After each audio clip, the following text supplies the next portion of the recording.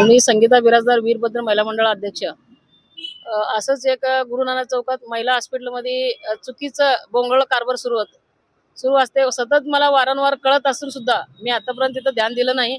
आणि एक महिलांना असं मारडीच्या महिला आहे, मागासवर्गीमधलं आहे, त्या महिलाला टाक्या काढण्या सिजर झालं तर 10 दिवसासाठी टाक्या काढण्याला बोलवले होते. बोलवल्यानंतर 1000 रुपये मागणी केले ते लोक.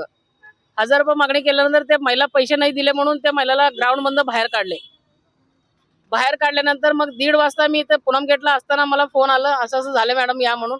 मी गेल्यानंतर त्यावेळी मी हॉस्पिटलमध्ये आवाज करून जोर ओरडाओरडी केलं. त्यावेळी पेशंटला आतमध्ये घेतलेले, पेशंटला आतमध्ये घेऊन आडवं तिडवं टाकी फाडले.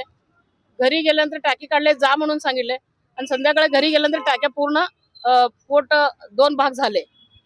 तिथून टाक्या काढल्या जा म्हणून उपाशी हॉस्पिटलला जाऊन ऍडमिट केले. तिथे 36,000 रुपये दवाखान्याचं बिल झालं.